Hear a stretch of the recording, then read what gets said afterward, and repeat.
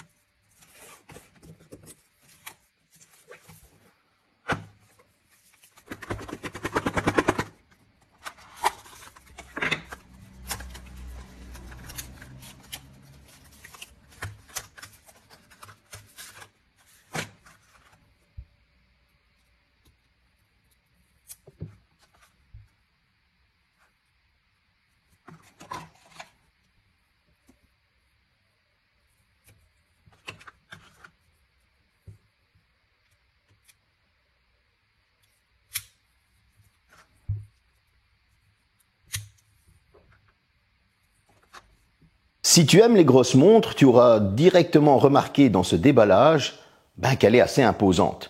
On aime ou on n'aime pas. En tout cas, ça tranche avec l'habitude de Samsung qui nous sort des montres rondes assez fines, avec la 40 ou la 44 mm. Ici, on est un peu plus grand. Et on est aussi sur un poids un peu plus conséquent, on est sur 60,5 grammes. En tout cas, ça tranche aussi au niveau des matériaux. D'habitude, on est sur de l'aluminium, là on est sur du titane de grade 4. Forcément, c'est un petit peu logique, on a un prix qui est un peu plus conséquent, donc on monte dans la qualité des matériaux, ce qui pour moi est juste logique. Bon, maintenant, qu'est-ce qu'on retrouve? On retrouve un cadran rond dans une montre carrée. Cette montre carrée, elle est assez stock, elle est assez imposante. Moi, en tout cas, perso, j'adore. Ça a été franchement un petit coup de cœur pour la simple et bonne raison que voilà, le design était totalement différent d'habitude. On va retrouver sur le côté ce qui semblerait les micros et le haut-parleur pour les appels. Le dessus, on a les différents capteurs dont on parlera dans la fiche technique après. Et vous allez voir qu'il y a aussi d'autres différences. On peut remarquer qu'elle est totalement taillée. On pourrait penser qu'il y a une bague qui tourne, eh bien pas du tout. Mais en tout cas, on va surtout remarquer qu'il y a 3 boutons.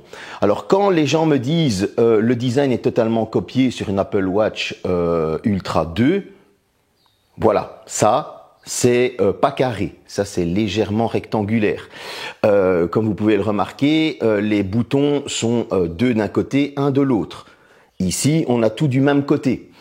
Je suis désolé, ça ne ressemble pas du tout. Donc c'est vraiment une différence notable. Et donc du coup, non, ce n'est pas copié. Si maintenant certains vont me dire, ouais, mais le design du bracelet, oui, mais comme je le disais, les fournisseurs sont les mêmes peut-être. Il faut à un moment donné trouver les bons matériaux, il faut trouver une technologie anti-transpiration, anti-choc, etc. Vous savez, la technologie est assez limitée à l'heure actuelle. Je pense qu'on arrive à un nouveau stade, il va falloir passer un nouveau cap qui sera sûrement passé très bientôt. Et donc du coup, t'es limité aussi. Peut-être aurait-il choisir une couleur différente. Moi en tout cas, je vais déjà vous annoncer le truc. J'adore cette montre, c'est clair. Et pourtant, ce que j'aime le moins, c'est ce qui ressemble le plus à la Apple Watch, c'est-à-dire le bracelet. Ouais, je regarde pour, par exemple, prendre un autre bracelet. Revenons maintenant au design. Ce design, il est massif. Donc ça veut dire que si vous voulez une montre qui est assez imposante, une montre de baroudeur, une montre qui va franchement en taper plein la vue, ben c'est vers cette Galaxy Watch Ultra que vous allez vous tourner et non vers la Galaxy Watch 7 tout simplement. En tout cas au poignet, on pourrait penser que les 60 grammes sont gênants. Eh bien pas du tout en fait, c'est comme d'habitude. C'est l'histoire de quelques minutes et puis on est adapté. En tout cas, je trouve qu'elle donne très bien au poignet. Moi, je l'ai portée non-stop. C'est vrai que je préfère changer les bracelets, etc. Pour une préférence de classe, par exemple. Moi, je me vois pas, par exemple, porter cette montre avec ce bracelet orange si je suis habillé en classique. Encore une fois, c'est une question de goût. Mais comme vous pouvez le voir, dans le design, non, ça ne ressemble pas du tout à un Apple Watch Ultra 2. Bien au contraire, elle a son design bien à elle. Elle a un design qui en claque et moi j'aime ça. Avant de parler de l'écran, parlons de la fiche technique. On va faire le tour tout directement. Capteur de fréquence cardiaque, capteur SPO, capteur de température. Ouais, elle va même vous donner votre température. Un capteur pour ECG pour le tensiomètre. Attention que certaines options ne sont dédiées que pour Samsung. Et oui, maintenant Samsung prend la direction de Apple à bloquer certaines options à leur téléphone Samsung. Je pense que c'est un petit peu logique et moi je ne vais pas contre pour avoir le meilleur écosystème possible. Bon, vous allez pouvoir descendre à moins 100 mètres, donc si vous faites de la plongée, et vous allez pouvoir grimper jusqu'à 9000 mètres. Donc par exemple, si vous voulez faire comme Inoxtag, allez-y, vous prenez votre Samsung Galaxy Watch Ultra et vous grimpez. Comme ça, voilà, vous pourrez tester la montre en hauteur. Elle est IP68, forcément. On retrouve du Wi-Fi, du Bluetooth 5.3 LE, de la NFC pour les paiements. Vous allez avoir un Exynos qui gère tout ça, c'est le W1000. Vous allez avoir 2 Go de RAM, 32 Go de stockage. Et oui, donc cette fois-ci avec le GPS, justement, vous allez pouvoir vous détacher de votre smartphone, aller courir, faire du sport, tout en ayant intégré des musiques, écouter votre musique avec vos écouteurs, sans pour autant être dérangé avec des appels, des SMS, etc. pendant votre moment de détente. Maintenant, vous allez me dire, est-ce qu'elle se connecte à autre chose? Eh bien, bien évidemment, vous avez une connexion en 4G pour pouvoir recevoir vos communications si vous prenez l'abonnement chez votre opérateur, tout simplement. Donc, on a une montre qui est vraiment hyper complète, mais qu'est-ce que ça vaut? Un écran AMOLED de 1,5 pouces, 480 par 480 au niveau de la résolution, 3000 nits de luminosité, c'est quand même 1000 nits de plus que la Galaxy Watch 7. Cet écran, il a des nouveaux cadrans, bon, ça fait partie de l'écran, on va le dire comme ça. Il est protégé par du saphir pour tout ce qui est petits coups de la vie quotidienne, parfois qu'on ne fait pas attention. Maintenant, est-ce qu'il est lisible ? Avec 3000 nits de luminosité, celui qui me dit que c'est pas lisible, il est vraiment difficile, ou alors il est payé par une marque concurrente, je préfère le dire. Pourquoi ? Que ce soit en pleine nuit, avec l'adaptation au niveau de la gestion de la lumière, et même une adaptation des couleurs pour vous donner la meilleure lisibilité possible, j'ai juste trouvé ça banger. En plein jour, même en plein soleil, vous faites votre sport, eh bien la montre est totalement lisible, il n'y a aucun problème. C'est comme s'il n'y avait même pas de soleil, honnêtement, qu'on n'était pas en pleine luminosité extérieure de plein jour, je sais pas comment vous l'appelez. Bref, pour naviguer dans les menus, bon, c'est comme d'habitude, on tire le volet du haut vers le bas, du bas vers le haut, gauche, droite, ça c'est habituel. Vous pouvez rentrer dans les menus via certains boutons, on va en parler juste après de ces fameux boutons. Maintenant, si vous êtes dans les menus, le fait de glisser votre doigt sur le bord, vous allez pouvoir voyager dans les menus. Bref, vous l'avez compris, on a quelque chose d'hyper fluide, mais on est habitué avec Samsung d'avoir des écrans excellents. Je vous parlais des boutons juste avant, on fait un petit tour rapide. Bon, les boutons, ils sont au nombre de 3, tous du même côté. Vous allez avoir le bouton du retour. Vous allez pouvoir maintenant adapter ces boutons tout simplement dans l'application avec les paramètres, etc. Leur donner une fonction. Bon, le bouton central, quant à lui, il est toujours orange, quelle que soit la couleur de la montre que vous allez prendre. Et ce bouton orange, il sert à quoi? À lancer la partie activité. Bon, je me suis surpris plusieurs fois à me tromper. Par exemple, j'avais ce faux geste d'aller appuyer dessus pour aller dans les menus, alors qu'il suffisait simplement d'aller sur l'écran tactile. Et moi, voilà, ça m'a un petit peu perturbé au début. C'était un temps d'adaptation. Maintenant, il y a un bouton juste au-dessus. Là, moi, par exemple, j'ai laissé Bixby pour appeler Bixby.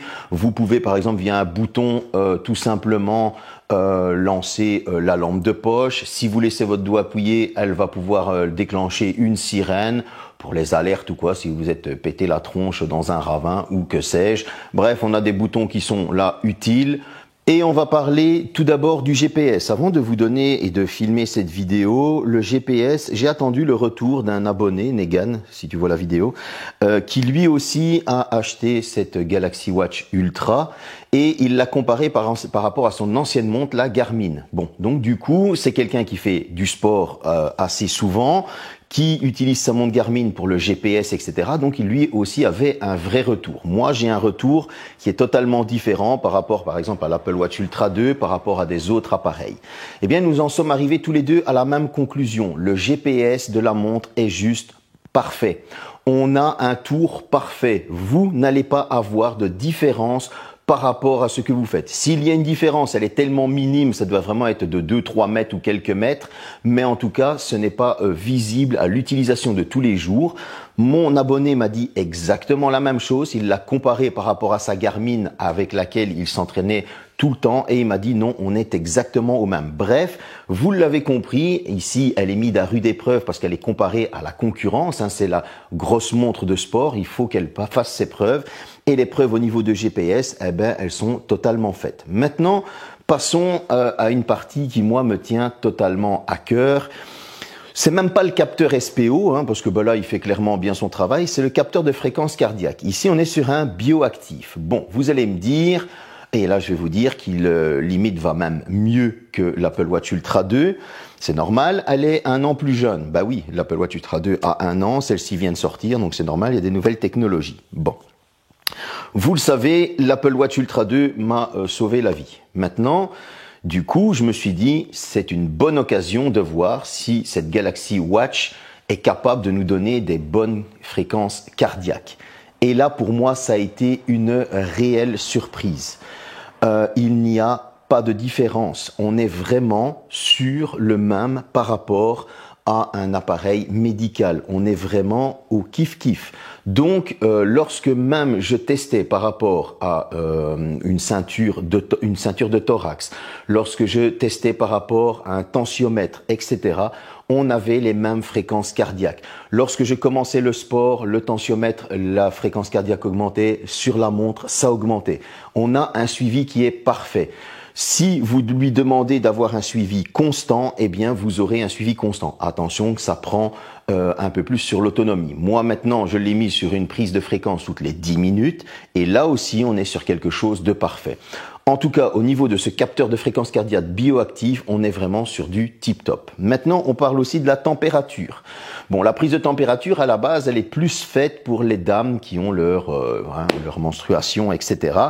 Moi, je me suis dit, tiens, je vais quand même essayer. On ne sait jamais. Une petite grippe arrive ou quoi, ça pourrait être sympa de savoir la température corporelle.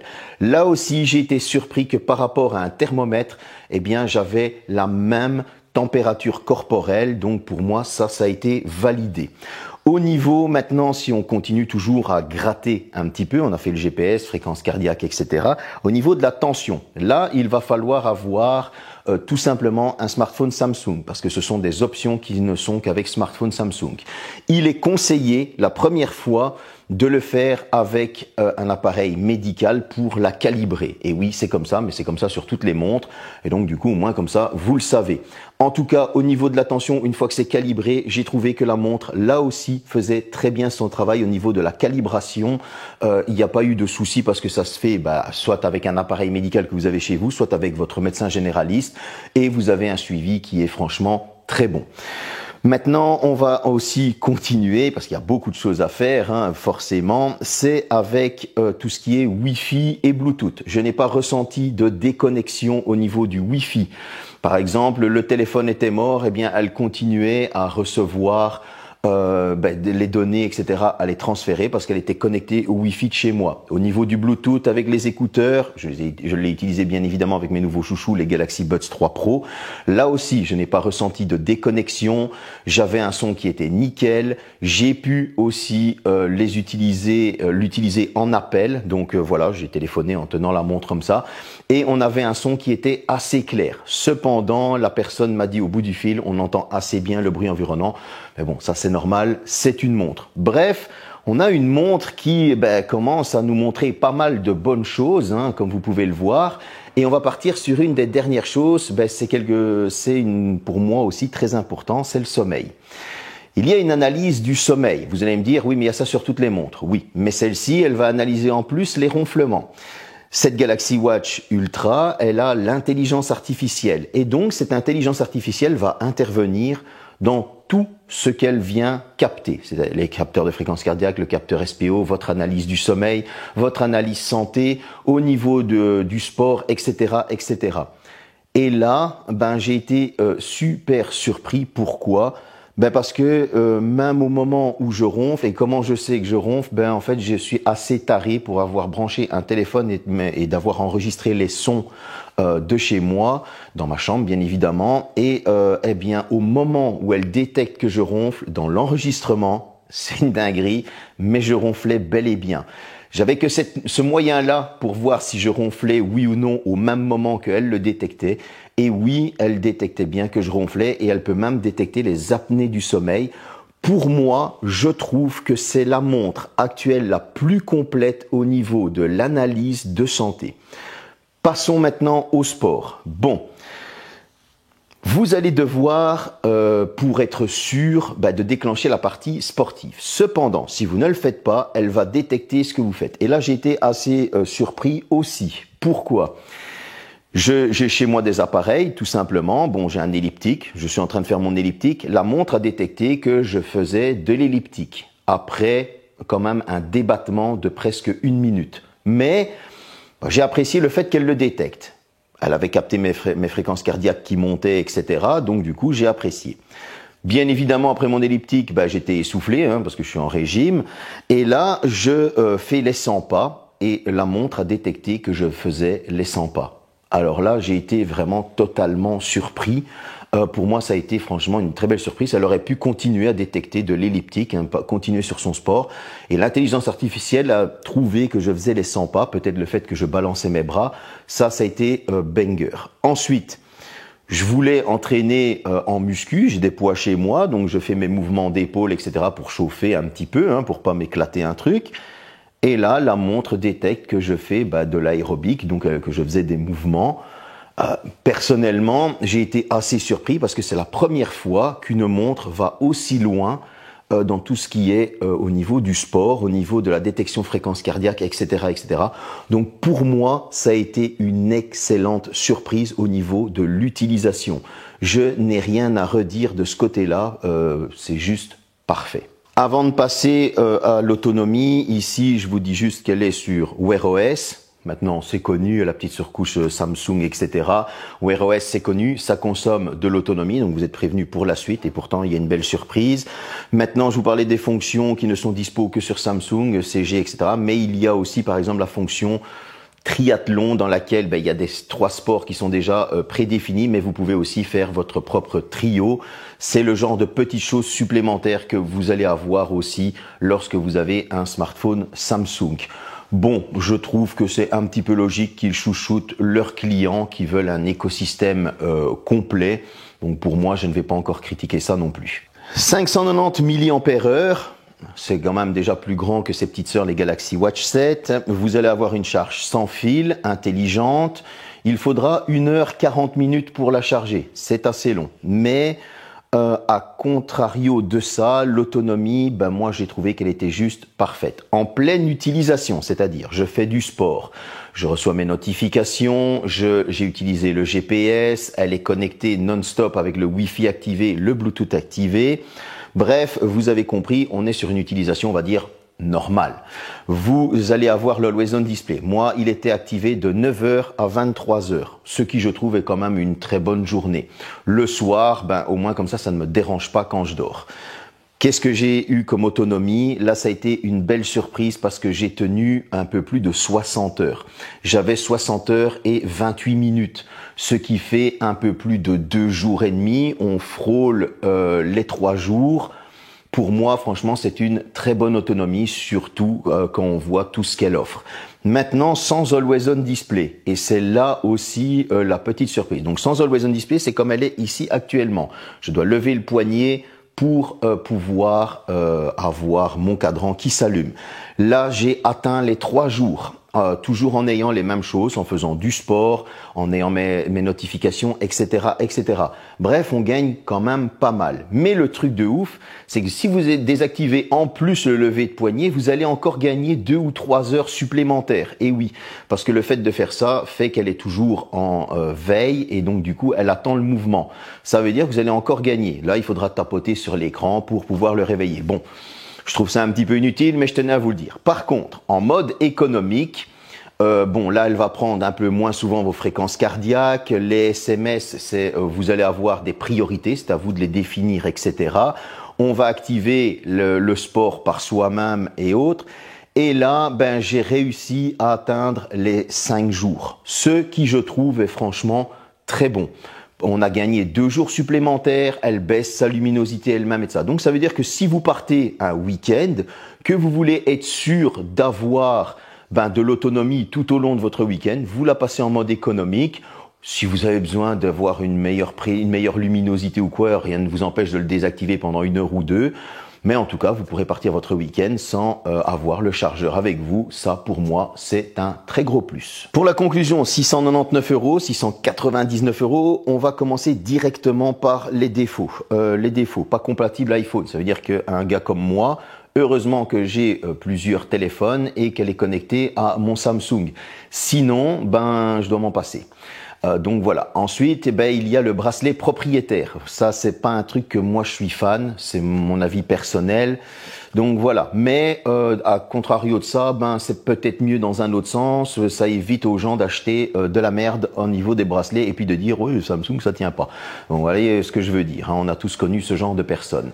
Un petit peu comme avec les chargeurs. Ensuite, les fonctionnalités réservées à Samsung. Et oui, c'est comme ça. Ça veut dire que si vous avez un autre Android, malheureusement, il y a certaines fonctionnalités qui sont réservées à Samsung. Ouais, il va falloir s'y faire, c'est comme ça. Et puis, le dernier petit point, c'est vrai que 699 €, 99 € pour du Wear OS, faut réfléchir. Mais on ne reproche rien à Apple qui nous sort des prix bien plus chers, 200 € plus chers quand même. Pourquoi le reprocher à Samsung, surtout quand on voit la multitude de points positifs de cette montre. Les capteurs de fréquences qui sont juste exceptionnels, c'est juste parfait. Le GPS qui est juste exceptionnel. Le bouton action, le fait que la montre soit intelligente et qu'elle comprenne ce que vous êtes en train de faire comme sport, si vous êtes en train d'interchanger, etc. Un écran juste sublime, des fonctionnalités avec lesquelles vous allez pouvoir faire pas mal de choses, comme quoi, tout simplement, déjà délaisser la montre, etc., délaisser le smartphone, plutôt que la montre, et aller faire votre sport. Vous allez pouvoir intégrer, par exemple, et ça je vous l'avais pas dit parce que je le gardais pour la conclusion, des parcours dans la montre pour ensuite les faire. Ça, j'ai trouvé que c'était juste terrible.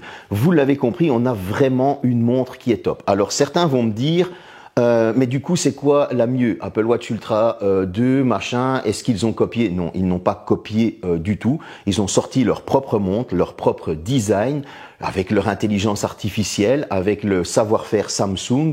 Bref, on a une montre qui est vraiment un banger. Et quand moi je l'avais vue, j'avais eu le crush au niveau du design. Ça, on aime ou on n'aime pas. Mais en tout cas, pour tout le reste, actuellement, pour moi, c'est la meilleure montre au niveau des analyses, au niveau du suivi, au niveau du sport. Bref, pour moi, c'est un gros banger. J'espère que cette petite vidéo vous a plu. Je vous en avais déjà parlé en live. La prochaine vidéo, c'est la Galaxy Watch 7, sa petite sœur. Salut!